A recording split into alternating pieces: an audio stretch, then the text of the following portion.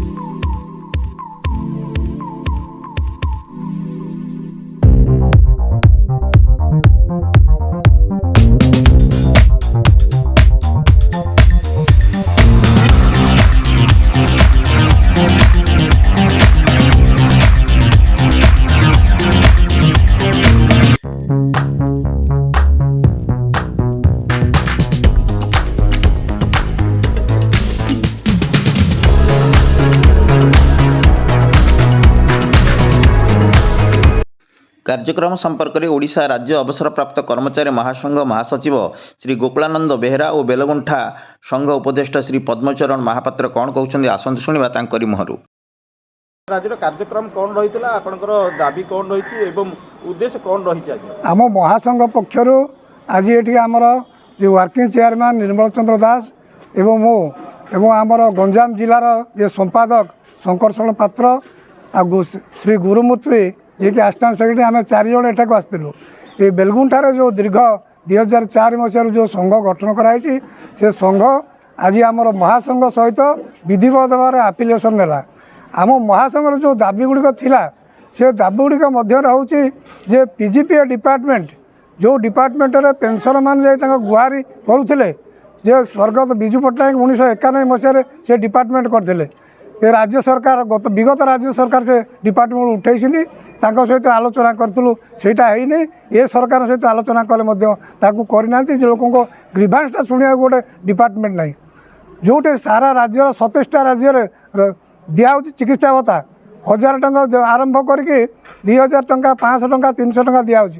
ଆମ ଓଡ଼ିଶା ସରକାର ଗୋଟିଏ ଟଙ୍କା ଦିଅନ୍ତି, କେନ୍ଦ୍ର ସରକାର ତାଙ୍କ କର୍ମଚାରୀମାନଙ୍କୁ 1000 ଟଙ୍କା ଦିଅନ୍ତି ଆଉ ଫ୍ରି ଚିକିତ୍ସା ମଧ୍ୟ ଦିଅନ୍ତି। କିନ୍ତୁ ଓଡ଼ିଶାର ଯେଉଁ 3.5 ଲକ୍ଷ ପେନ୍ସନର ଅଛନ୍ତି, ତାଙ୍କ ଚିକିତ୍ସା ପାଇଁ ରାଜ୍ୟ ସରକାର ଗୋଟିଏ ଟଙ୍କା ବହନ କରନ୍ତିନି। ତେଣୁ ଏ ପେନ୍ସନମାନଙ୍କୁ ଚିକିତ୍ସା ଭତ୍ତା ଦେବା ଆମର ଅନ୍ୟତମ ଦାବି। ସେହିଭଳି ଭାବରେ ଆମର ଯେଉଁ ଦାବି ରହିଛି ଯେ କେନ୍ଦ୍ର ଅନୁରୂପ ଆମକୁ ଦିଆଯାଉ ସମସ୍ତ ସୁବିଧା ସୁଯୋଗ। କେନ୍ଦ୍ର ସରକାରଙ୍କର ଯେ ପେନ୍ସନ୍ ଫିକ୍ସେସନ୍ ହେଇଛି, ତାଙ୍କୁ ଦିଆହେଉଛି 9000 ଟଙ୍କା ସର୍ବନିମ୍ନ ପେନ୍ସନ୍। ଆମ ସରକାର ଆମକୁ କରିଛନ୍ତି 8300 ଟଙ୍କା। ଯେତେବେଳେ ମିନିମମ୍ କ୍ୱାଲିଫାଇଂ ସର୍ଭିସ୍ ଯେ 25 ବର୍ଷ ଆମ ସରକାର କରିଛନ୍ତି, କେନ୍ଦ୍ର ସରକାର କହିଛନ୍ତି 20 ବର୍ଷ, 5 ବର୍ଷ ଆମର ଯେ ଆମକୁ ଦଣ୍ଡି ମାରିଛନ୍ତି 5 ବର୍ଷ।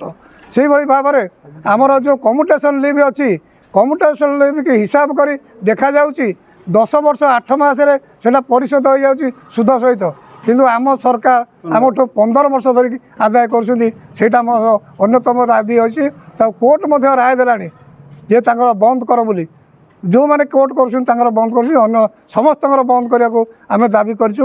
ଏହିଭଳି ଭାବରେ ବରିଷ୍ଠ ନାଗରିକ ଯେ ଆମେ କେବଳ ପେନ୍ସନ୍ ନୁହନ୍ତି, ପେନ୍ସନମାନଙ୍କ ଛଡ଼ା ଅନ୍ୟ ବରିଷ୍ଠ ନାଗରିକ ଅଛନ୍ତି, ଆମେ ମଧ୍ୟ ତାଙ୍କ ପାଇଁ କହୁଛୁ। ଯେଉଁ ରେଳ ଯାତ୍ରାରେ ଥିଲା, ଯେଉଁ ଫ୍ରି ଥିଲା 40%, ତାକୁ କେନ୍ଦ୍ର ସରକାର ବନ୍ଦ କରିଛନ୍ତି, ତାକୁ ଆମେ ଲାଗୁ କରିବାକୁ କହୁଛୁ। ଯେହେତୁ ଡବଲ ଇଞ୍ଜିନ୍ ସରକାର ଆସିଛି, ଯେ କେନ୍ଦ୍ର ସରକାର ଏଇଟା ତୁରନ୍ତ ବିଚାର କରିବା ଦରକାର, ଏ ବରିଷ୍ଠ ନାଗରିକଙ୍କର ଦାବି। ସେହିଭଳି ଭାବରେ ଆମର ମଧ୍ୟ এই যে এই দাবি প্রতি যদি সরকার পূর্ণ ন করতে, সরকারকে দিয়া হয়েছিল অগস্ট 10 তারিখ শেষ দিন দিয়া হয়েছিল, আজ অগস্ট 10 তারিখ হল, সরকার পাখু আমি চিঠি পাইনু। আগামী কালি ঠার আমার প্রস্তুতি চালিব। আমি 18, 19, 20 তিন দিন ধরি গান্ধী মার্গরে ভুবনেশ্বর ঠারে আমার ধারণা দিয়াযিব। আমার গঞ্জাম জেলার যেতে ব্লক অছি, সমস্ত 19 ব্লক অছি, সমস্ত ব্লকর কর্মচারী মানে সেটি অবসরপ্রাপ্ত কর্মচারী মানে যোগ দেবে। সেটি ধারণা সেমানଙ୍କୁ 19 তারিখ আমার যে রয়েছে তাঁক দাবি দিবস পালন করা। 19 তারিখ দিন সমস্ত পেনশনর মানে সেটা যাবে, সে দাবি দিবস পালন হব। এথিপাই আজ এটি নিষ্পত্তি গ্রহণ করা। আমার এটিকার সভাপতি, আমার যে সেক্রেটারি, আমার ভাইস প্রেসিডেন্ট সমস্ত উপস্থিত আজ হল। আমি এটা ঘোষণা করছু, সে আম সহিত অনেক এটি উপস্থিত অনেক। তেমন এ কার্যক্রম মানে সফল হল বলে আপনার মাধ্যমে আমি সমস্ত জনাওছু। सर आज जो बैठक होता है राज्य कर्मकर्ता मैंने आसते कौन आलोचना है आपण जो मुख्य दाबी रही आपड़ा कौन रही सूचना दिखाँ। शुणु, आज आमर ये राज्य संघ एवं जिला संघर कर्मकर्ता मैंने जोगदे से आमर जो 10 दफा दाबी अच्छी से दाबी विषय आप आगे कहीदे आम सारे मुझे किसी कहूनी से सब नहीं बर्तमान आम आलोचना होता। आ बर्तमान आमर जो धारणा दिज्व 18, 19, 20 से 18, 19, 20 केमती समस्ते जाई से आमर धारणा को आम सक्सेस करवा से आज आलोचना होता।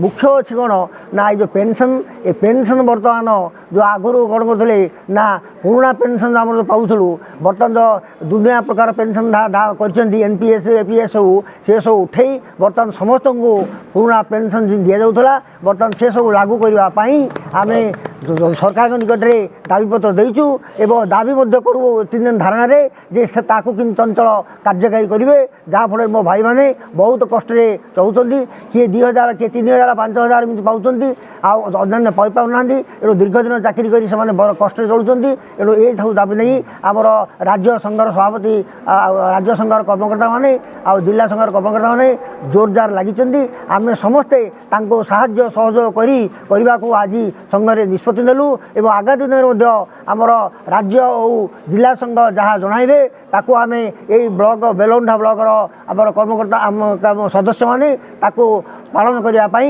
ଆଜି ଆମର ଏଇ ଯେଉଁ କାର୍ଯ୍ୟକ୍ରମରେ ଆମେ ଆଜି ଠିକ୍ କଲୁ ଆମ ସଂଘ ଆଜି ରାଜ୍ୟ ସଂଘ ସହିତ ଆଫିଲିଏସନ୍ ହେଇଗଲା ଆମ ତାକୁ ମଧ୍ୟ ଠିକ୍ କରିଦେଲୁ ଏଣୁ ବର୍ତ୍ତମାନ ଆଜିଠାରୁ ଏ ସଂଘ ଆମର ଗଞ୍ଜାମ ଏବଂ ରାଜ୍ୟର ସଂଘ ନିର୍ଦ୍ଦେଶରେ ଚାଲିବ ଏଥିରେ କୌଣସି ସନ୍ଦେହ ନାହିଁ ସେଥିପାଇଁ ସମସ୍ତେ ସମ୍ମତ ପ୍ରଦାନ କରିଛୁ ଏଣୁ ଭବିଷ୍ୟତରେ ଆଶା ରଖିଛୁ ଯେ ନିଶ୍ଚିତ ଭାବରେ ଆମର ଦାବିଗୁଡ଼ିକ ସରକାର ଶୁଣିବେ ଏବଂ ଦାବି ନିଶ୍ଚୟ ସକ୍ସେସ୍ ହେବ ଏମାନେ ଦୃଢ଼ ସ୍ୱରରେ ଲାଗିଛନ୍ତି ଏଣୁ ଆମେ ମଧ୍ୟ ତାଙ୍କୁ ସାହାଯ୍ୟ ସହଯୋଗ କରିବୁ।